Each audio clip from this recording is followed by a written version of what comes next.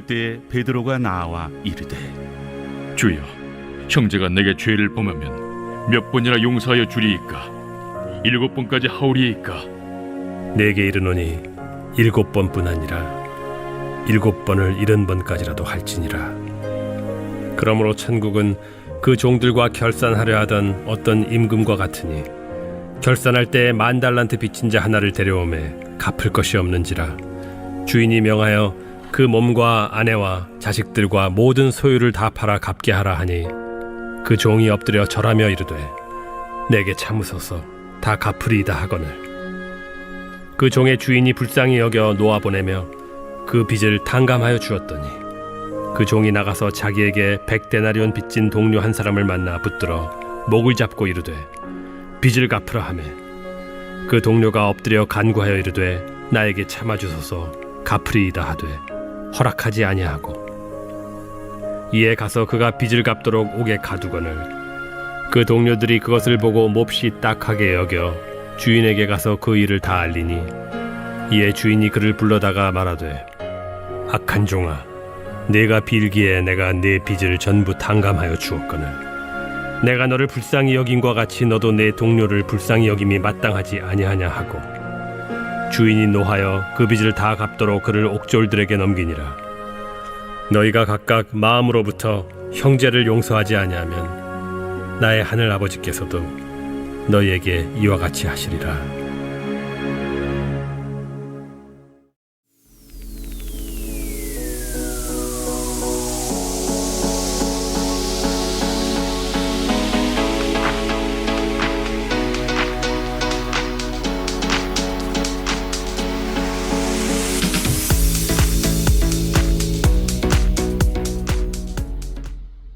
그리스도인에게 허락된 용서의 횟수. 인생을 살아오시면서 누군가로부터 감정적이거나 물리적으로 차별이나 폭언, 폭력 또는 금전적인 피해를 경험하신 적이 있으십니까? 만약 내게 잘못된 행동을 하는 그 사람이 학교나 직장 또는 모임에서 계속 마주칠 수밖에 없는 사람일 경우 그 사람을 대하기가 참 괴롭습니다. 또한 그 사람이 나를 힘들게 하는 사람이 가족일 경우 그 괴로움은 더더욱 심할 수 있습니다. 어렸을 때나 혹은 힘이 없을 때라면 우리가 할 수 있는 일이라고는 부당한 대우를 그냥 고스란히 받고 참아내는 것, 혹은 결단을 하고 그 사람으로부터 도망가 버리는 것, 혹은 용기를 내서 맞서 싸우는 것, 이런 것들이 우리가 할 수 있는 거의 대부분입니다. 그런데 주님은 오늘 성경 본문을 통해서 한 가지 더 방법을 주셨는데 그 방법은 무엇이냐 하니까 용서입니다. 우리의 형제나 이웃의 죄에 대해 물론 그 죄는 미워해야 되겠지만 그 죄를 짓는 사람, 잘 몰라서 죄를 짓고도 미안해하지 않는 그 사람에 대해서만큼은 우리가 마음적으로 용서를 해 주어야 한다라는 것이 오늘 주님의 말씀이십니다. 오늘의 본문을 통해 주님은 용서에 관한 특별한 가르침을 우리에게 주셨습니다. 21절 같이 읽어보겠습니다. 시작. 그때에 베드로가 나와 이르되 주여, 형제가 내게 죄를 범하면 몇 번이나 용서하여 주리이까? 7번까지 하오리이까? 당시에 이웃을 용서하는 것에 관해서 유대의 여러 랍비들이 가르치기를 어떻게 가르쳤냐면, 형제 자매 이웃이 당신에게 잘못을 하거든 3번까지는 봐주고 참아줘라. 그러나 4번부터는 참지 마라. 이렇게 대부분 가르쳐 주었습니다. 그러나 베드로는 예수님이 사랑이 너무 많으신 놀라우신 분임을 알고 있었기 때문에 랍비보다 더 많이 용서해 주라고 할 것 같은 예상이 되었습니다. 그래서 베드로 딴에는 완전 숫자인 7번 용서하면 어떻겠습니까, 주님? 대단히 많이 용서하는 것 아닙니까? 이렇게 물어볼 때 주님의 대답이 이렇게 될 줄로 예상을 했습니다. 야, 3번이면 충분하지. 무슨 일곱 번씩이나 용서를 해주냐? 라고 하면서 너 참 대단하다 라는 칭찬을 원했던 것 같습니다. 어찌됐든 베드로가 주님, 7번 형제를 용서하면 될까요? 라고 물었습니다. 그랬더니 예수님의 대답은 우리의 생각 그리고 베드로의 생각을 뛰어넘는 대답을 하셨습니다. 22절입니다. 예수께서 이르시되 내게 이르노니 7번뿐 아니라 7번을 70번까지라도 할지니라. 주님의 대답은 7 곱하기 70은 490번. 그러니까 490번을 용서하라는 그 말씀이신가? 라고 생각할 수가 있습니다. 어마어마한 숫자죠. 3번 하라고 하는데 보통 선생님들이 490번을 하란 말인가? 그렇다면 어떤 사람들은 이렇게 생각할 수 있죠. 그러면 490번까지 용서를 하고 491번부터는 내가 더 이상 용서하지 않겠다라고 오해할지 모르겠습니다. 그러나 한국말에 이런 말이 있습니다. 우리 옛날 어르신들이 주로 하던 말인데, 자녀가 어떤 중요한 일을 결정할 때 특별히 어떤 사람을 데려와서 결혼시켜 주세요 라고 할 때 부모가 절대 반대할 때 이런 말 하죠. 내 눈에 흙이 들어가기 전에는 절대 안 된다, 이런 말을 합니다. 그러면 그 말을 듣고 얼른 가서 허락받기 위해서 부모님 눈에 흙을 조금 넣어드리면 허락을 해줍니까? 그게 아니죠.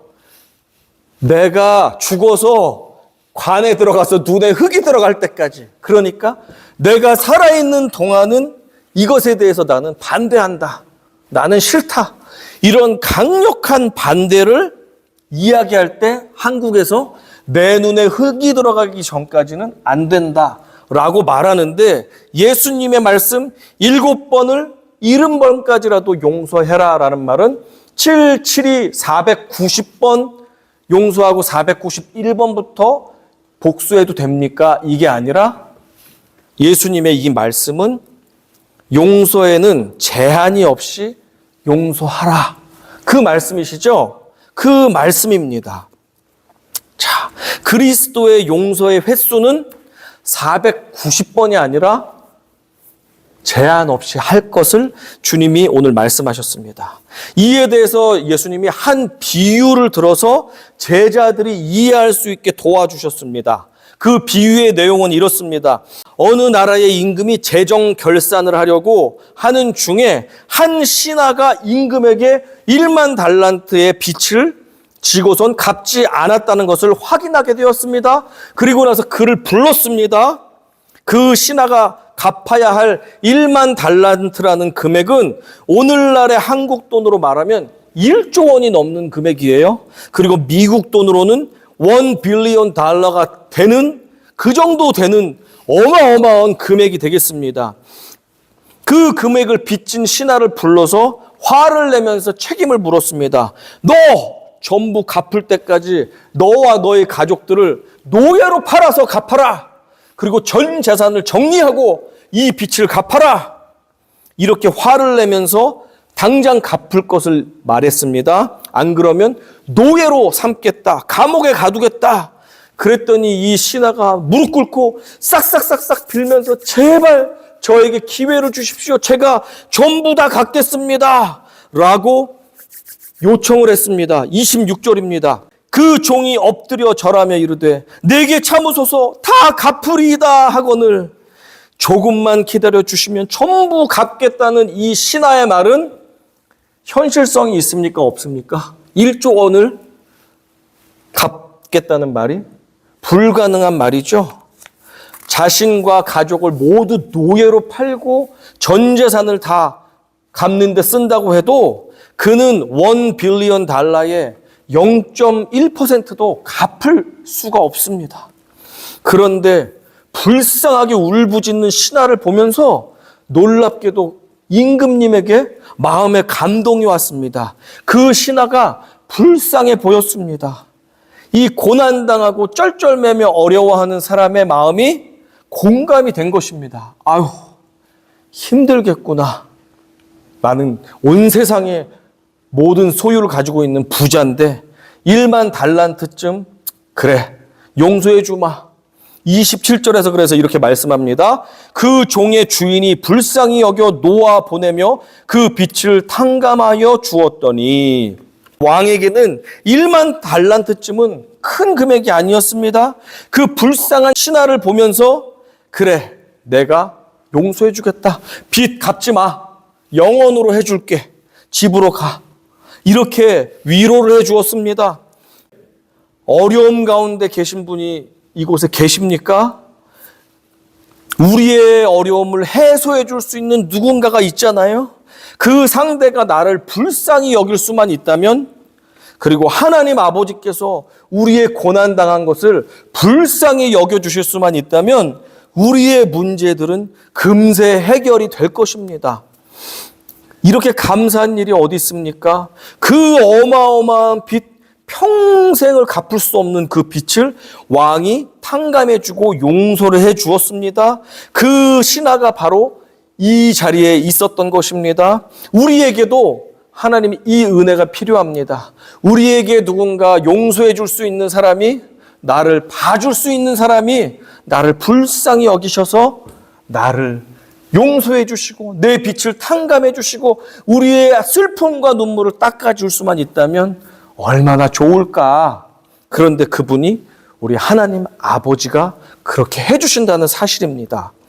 그런데 반전이 일어났습니다. 왕에게 한계가 없는 용서를 받고 집으로 돌아가는 이 신하, 그 신하가 도착한 곳은 걱정하고 있는 가족들이 있는 집이 아니었습니다. 그가 맨 처음 찾아간 사람은 자신에게 아주 작은 빚을 지고 있었던 직장 동료, 왕궁에 있는 동료 신하였습니다. 그가 맨 처음 신하 동료에게 찾아가서 한 말은 이것이면 좋겠어요. 내가 지금 임금님께 1만 달란트를 탕감받았어. 나도 자네가 나에게 빌렸던 그 작은 금액 안 받을게. 그래, 신경 쓰지 말게나. 우리 기쁘게 잔치할까 친구? 너무 기분 좋은 날이네. 라고 말하면 좋겠는데 이 신하가 그 자신에게 작은 돈을 빚진 그 동료에게 찾아가서 뭐라고 합니까? 당장 멱살부터 잡고선 내 돈 내놔 임마! 어디서 내 돈 아직도 안 갚아? 이렇게 말을 하면서 성질을 냈습니다. 그뿐 아니고 이 사람이 싹싹싹싹 자네 조금만 참아주게. 내가 곧 갚겠네. 자네 미안해. 내가 곧 갚겠네. 상황이 어려워서 그랬어. 내가 병원에 입원해서 내가 일을 할 수가 없어서 지금 4개월치 임금에 해당되는 그 100데나리온을 내가 갚을 수 없었네. 미안하네. 하는데 인정사정 봐주지 않고 감옥에 가둬버렸습니다. 그 금액이 얼마나 되는지 한번 화면을 통해서 확인해 보겠습니다. 로마의 은화인 1원 데나리온은 노동자가 하루에 일하면 받는 금액이에요. 오늘날로 환산할 수가 있겠죠. 100불이 될 수 있고 200불이 될 수 있고 어떤 사람은 300불, 400불 될 수 있죠. 그 정도의 돈이 바로 1데나리온입니다. 그런데 1달란트는 얼마 데나리온이냐 했더니 6,000데나리온이에요. 6,000데나리온은 노동자가 밥을 하나도 안 먹고 한 푼도 안 쓰고 20년간 일해서 모아야지만 1달란트를 받을 수 있고 6,000데나리온을 얻을 수가 있습니다. 그러면 1만 달란트 빚졌다는 건 얼마냐? 얼마입니까? 6천만 데나리온에 해당되고 이것은 노동자의 20만 년 어치의 품삯이 되겠습니다. 그러니까 이 돈을 사람이 갚을 수 있어요, 없어요? 불가능한 금액을 자기는 용서를 받았는데 용서받고 나서 한 것이 가족들과 감사의 예배를 드리거나 축하하거나 그런 것이 아니고 자기에게 4달치 월급, 미국 돈으로 하면은 2만 불 정도 되는 그 작은 금액을 너 안 갚았다고 가서 멱살을 잡고 소리치더니 감옥에 가둔 것입니다. 이런 사람이 사람입니까? 이게 사람이에요? 짐승이지?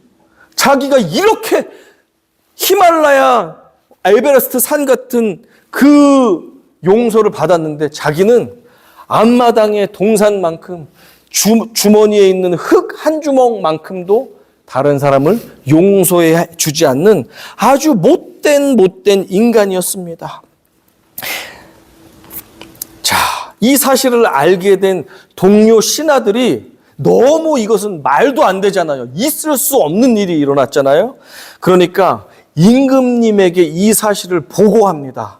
임금님, 저 1만 달란트 빚졌던 그 신하가 자신은 탕감받고 자기에게 빚진 조그만 빚을 진 사람을 용서도 안 하고 감옥에 쳐 넣었습니다. 어찌 이런 일이 있습니까? 벌 좀 내려주십시오. 이렇게 보고를 드렸습니다. 화가 난 임금이 그 신하를 다시 궁으로 불러들였습니다. 33절과 34절 같이 읽어보겠습니다. 시작. 내가 너를 불쌍히 여김과 같이 너도 내 동료를 불쌍히 여김이 마땅하지 아니하냐 하고 주인이 노하여 그 빚을 다 갚도록 그를 옥졸들에게 넘기니라. 천문학적인 빚을 용서받은 신하가에 용서하지 않는 모습에 진노하신 임금님은 이 신하를 평생 감옥에 집어넣고 그리고 고문을 당하도록 하였습니다. 34절에서 한글 성경은 옥졸들에게 넘기니라 라고 되어 있는데 원어 성경을 보면 옥졸들에게 넘겨서 고문을 당하게 했다라고 되어 있습니다. 그래서 영어 성경에는 to be tortured 라고 번역이 되어 있습니다. 자기가 받은 큰 은혜는 망각한 채 상대방의 티끌 같은 잘못도 용서해주고 눈 감아주지 못하는 이 못된 인간에게 왕은 극심한 고통을 심판으로 준 것입니다. 그 심판, 빚을 다 갚을 때까지 옥에서 나오지 못하고 고문당한다는 게 뭐예요? 그는 나올 수가 없잖아요. 갚을 수가 없으니까. 그것이 바로 지옥 형벌인 것입니다. 지옥 형벌. 나갈 수가 없는데 계속해서 고문당하는 곳이 지옥이잖아요. 나는 큰 은혜를 받았으면서도 상대방의 아주 티끌 같은 잘못도 용납해 주지 못하는 자에 대해서 지금 예수님이 그렇게 하면 받은 은혜 다 뺏기고 너는 큰 벌을 받는다라고 경고를 해 주시는 말씀이 되겠습니다. 용서에 대한 주님의 결론이 35절에 나와 있는데 같이 읽어보겠습니다. 시작. 너희가 각각 마음으로부터 형제를 용서하지 아니하면 나의 하늘 아버지께서도 너희에게 이와 같이 하시리라. 그렇죠. 너희가 은혜를 받아놓고선 너희는 은혜를 베풀지 않는다. 용서를 이미 받았는데 너희는 용서하지 않는다. 하나님이 그것을 다 보고 결국에는 너에게 줬던 은혜도 다 뺏고 너희를 그냥 심판하시겠다. 그러니 정신 차리고 너희가 한계가 없는 용서를 받았다면 너희도 충분히 용서해 주는 것이 필요하다라고 주님이 결론 지었습니다. 한 10년 전쯤 언브로큰이라는 영화가 개봉된 적이 있습니다. 이 영화의 실제 주인공인 잠페리니라는 이태리 출신의 이민자 이야기가 있는데 제가 잠깐 들려드리겠습니다. 어릴 적에 이태리에서 미국으로 이민을 온 잠페리니는 이태리 사람들을 그 옛날에는 차별을 했던 것 같습니다. 백인이지만 다른 백인들이 넌 이태리 출신이구나 하면서 차별을 했대요. 그래서 학교에서 왕따도 당하고 괴롭힘도 당하며 그렇게 괴로운 세월을 보내다가 그가 육상에 자신이 재능이 있다는 것을 발견해서 열심히 달리기를 하다 보니까 1936년도에는 베를린 올림픽에 미국 대표로까지 나가게 되었습니다. 그리고 나서 시간이 흘러서 2차 세계대전이 일어나게 되었는데 그가 공군으로 미국 군대에 입대를 하게 되었습니다. 그래서 이제 일본과 전투를 벌이고 공군으로서 비행기를 타고 전쟁을 벌였었는데 안타깝게도 자신이 탔던 그 비행기가 태평양에서 추락을 하는 사고가 일어났습니다. 잠페리니와 동료 2명만 그 비행기에서 생존을 했는데 47일 동안 태평양 바다 위에서 떠 있으면서 겨우 갈매기를 막 잡아먹으면서 그러면서 겨우 목숨을 유지할 수가 있었습니다. 그러다가 동료 한 명은 죽게 되었습니다. 2명만이 살아남게 되었는데 47일 만에 누군가에 의해서 구조를 당했습니다. 그런데 그 누군가가 누구냐 했더니 지금 적으로서 싸우고 있는 일본군이었습니다. 그러니 일본군이 미군 포로를 잡으니까 포로 수용소로 그들을 가둬 놓았습니다. 포로 수용소에 갇혀진 잠페리니는 그곳에서 와타나베라는 일본 중사를 만나게 되는데 이 와타나베는 알고 보니까 이 잠페리니가 미국 국가대표 출신의 육상 선수라는 사실을 알고 그에 대해서 열등감이 막 솟아올랐습니다. 참을 수 없는 분노가 잠페리니를 볼 때마다 솟아올라서 볼 때마다 폭력을 쓰고 볼 때마다 가진 욕을 하고 아주 가혹행위를 하고 그리고 미군 동료들에게 쟤를 때려서 눕혀라 하면서 때려서 눕히지 않으면 체벌을 가하고 그러면서 아주 못된 행위를 해서 매일 매를 맞고 몽둥이로 얻어맞고 하면서 죽지 못해 사는 그런 시간들을 보내게 되었습니다. 그러니 잠페리니는 하루하루가 정말로 지옥과 같은 나날이었습니다. 그는 먹지 못해서 영양실조에 걸렸고 그에게는 기력도 하나도 없는 상태가 되었습니다. 살고 싶지가 않았습니다. 그런데 어느 날 와타나베 이 중사가 잠페리니에게 와서 옆에 있는 아주 무거운 통나무를 들어 올리라는 것입니다. 너 이 통나무 들어 올려. 바닥에 내려놓는 순간 내가 총으로 쏴버릴 거야 라고 말했습니다. 잠페리니의 몸 상태로는 도저히 이 무거운 통나무를 들어 올릴 수가 없습니다. 그러나 잠페리니는 고통스러웠지만 여기서 굴복하고 싶지 않았습니다. 그는 그동안 어려웠던 왕따 시절도 이겨냈습니다. 그리고 육상 국가대표가 되어서 열심히 달렸습니다. 47일 동안 태평양 한가운데서도 살아남았습니다. 그리고 수용소 시간들도 보내고 있었습니다. 그러는 가운데 포로 수용소에서 이런 일을 당하다 보니까 너무너무 고통스러웠지만 끝까지 굴복하기 싫었습니다. 그의 정신력이 그에게 이 무거운 통나무를 들 수 있는 힘을 주었습니다. 잠페리니가 벌벌벌 떨다가 이렇게 들었습니다. 이야!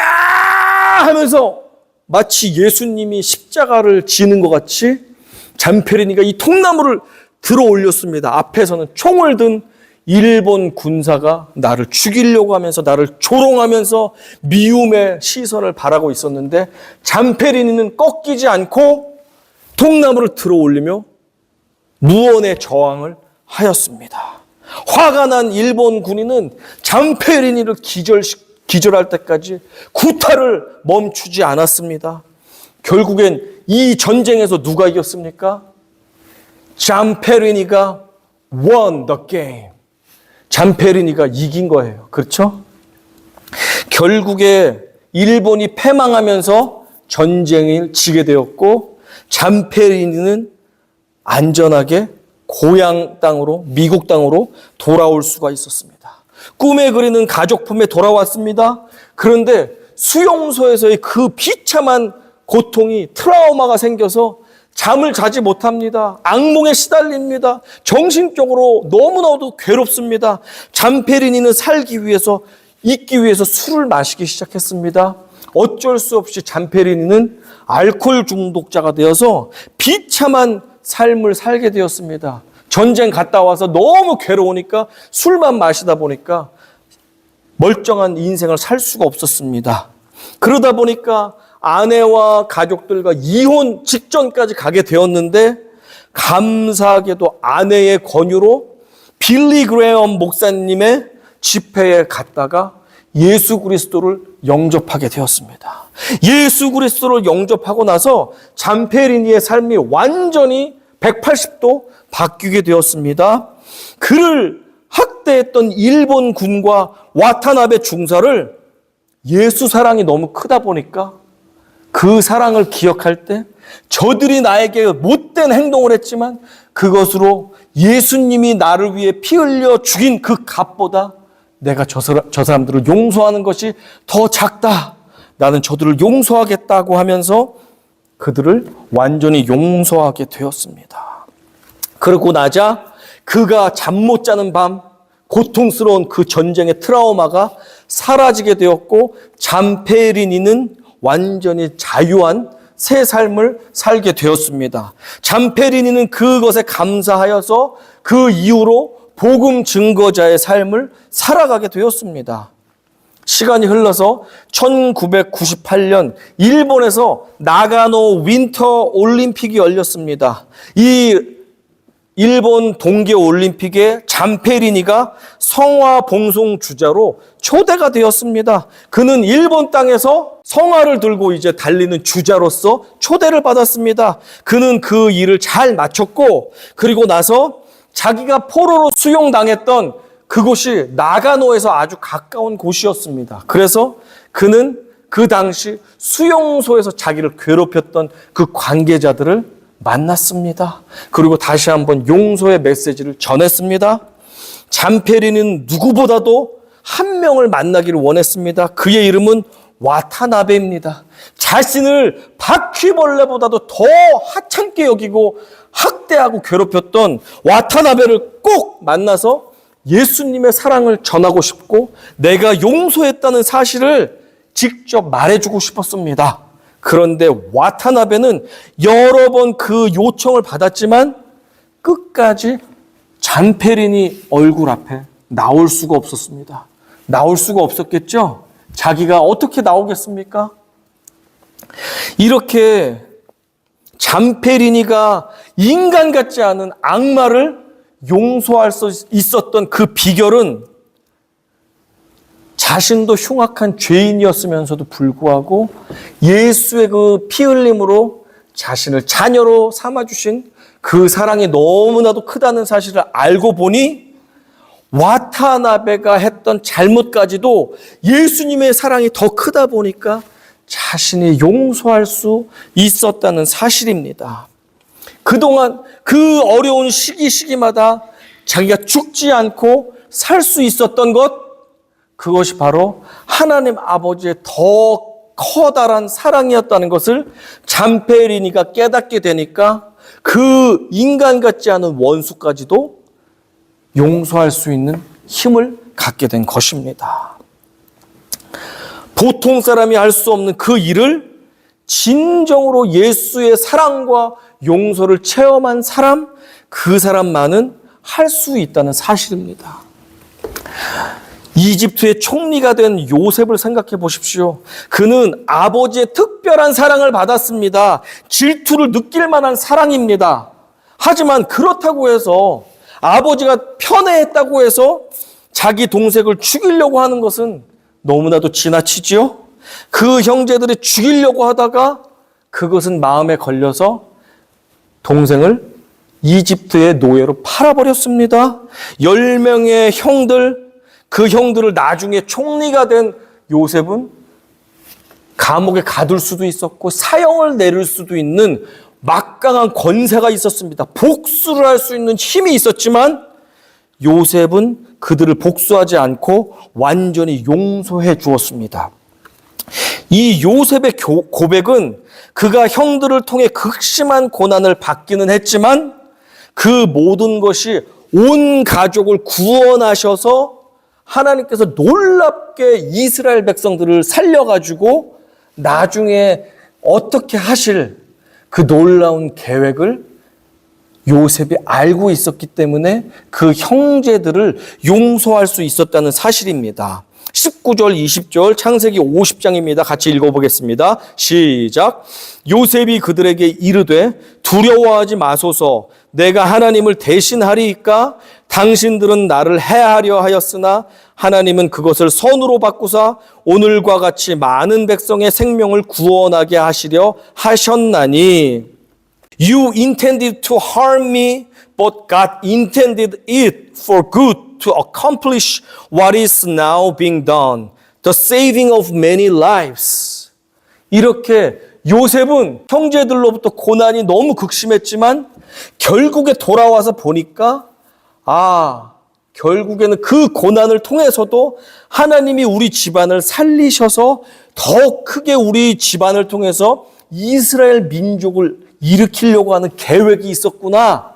기근 때문에 다 죽게 생겼거든요. 그 당시에. 근데 요셉이 총리가 됐기 때문에 온 가족을 초청 이민을 해서 이들이 살 수 있게 되었고 나라를 이루게 되었고 그래서 출애굽을 하게 되잖아요. 요셉은 하나님의 그 나중에 계획을 알고 있었기 때문에 내가 비참한 고난을 당했지만 그 가운데 하나님이 우리 집안과 우리 민족을 살리려고 하는 계획이 있으셨군요. 그렇다면 내가 하나님의 계획 가운데 자기도 모르고 악하게 나에게 대했던 그 형제들을 안갚음할 수는 없습니다. 저는 완전히 그들을 용서하겠습니다. 라고 하고 용서를 할 수 있었던 것입니다. 하나님을 대적하고 형제자매를 미워하며 남모르게 온갖 죄를 지었던 우리들이 하나님의 무한한 용서하심으로 예수 믿고 죄사함의 용서를 받았다는 사실 여러분 인정하십니까? 무한한 예수님의 피값으로 용서받아서 우리가 이 자리까지 왔습니다.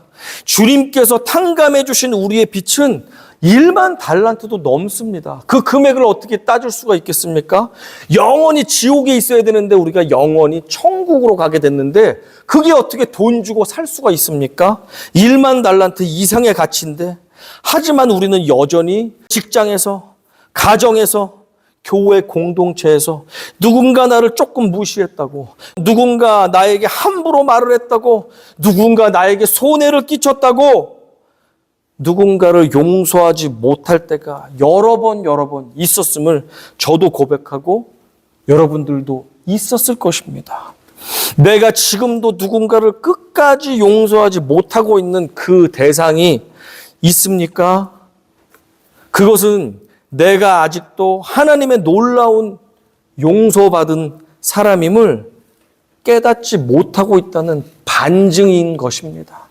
내가 누군가를 아직도 끝까지 완전히 용서하지 못했다면 내가 하나님께 무한대의 사랑과 용서를 받았다는 확신이 나에게 부족하다는 것을 증명해 준다는 사실입니다. 우리는 깨달아야 합니다. 비록 하나님의 그 큰 사랑을 제대로 내가 실감하지 못한다 할지라도 차선책으로 누군가를 미워하는 미움의 감옥에서부터 내 자신을 꺼내주기 위해서라도 나는 더 이상 과거에 매여서 분노 속에 살지 않기 위해서라도 이제는 그녀를 용서할 수 있기를 바랍니다. 안 그러면 과거에 그가 했던 것 때문에 내가 아직도 그 기억을 생각하면서 미워하면서 그때 나를 그렇게 무시하고 피해줬지. 미워하면서 오늘도 이 좋은 날 우리는 과거라는 감옥에 갇혀서 미움이라는 감옥에 갇혀서 여전히 그 사람을 미워하면서 용서하지 못하면 즐겁게 살아야 할 내 인생의 시간을 우리가 썩히고 있다는 것입니다. 버리고 있다는 것입니다. 즐거워야 할 내 날들을 과거의 그 나쁜 인간 때문에 내가 나의 미래의 시간들을 상당 부분 버리고 있다는 것입니다. 분노 속에서. 이래서는 안 되지 않겠습니까? 그러기 위해서라도 우리는 나 자신을 위해서라도 기꺼이 용서할 수 있는 용기와 결단을 저도 그렇고 여러분 모두도 가지시기를 바랍니다. 남아프리카 공화국의 신학자 데스몬드 투투가 이렇게 말했습니다. Forgiving and being reconciled to our enemies is not just for the sake of other people. It is for our own sake. The person who is hurt most by our unforgiveness is ourselves. 우리의 적들을 용서하고 화해하는 것은 단지 다른 사람들을 위한 것이 아니다. 우리 자신을 위한 것이다.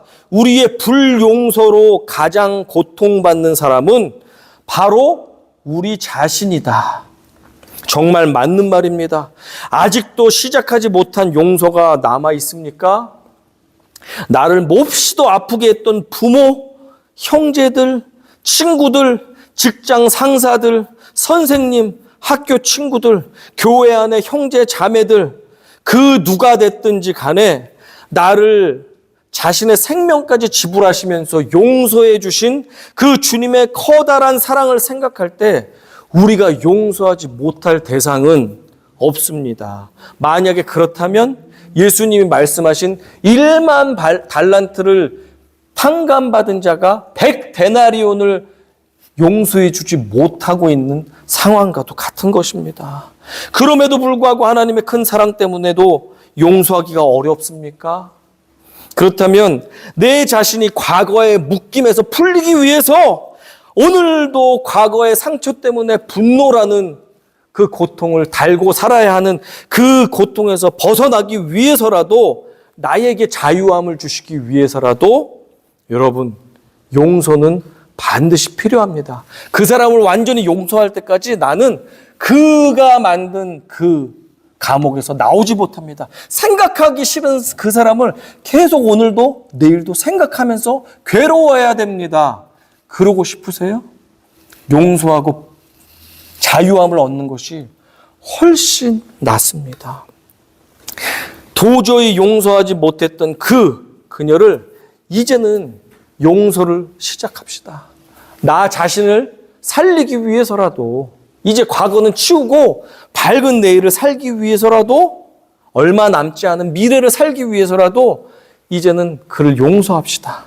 그리고 무엇보다도 예수님의 그 사랑이 하늘과 같이 큰데 내가 지극히 작은 형제를 아직도 움켜쥐고 미워하고 있다면 나에게 유익되는 것이 아무것도 없다는 사실.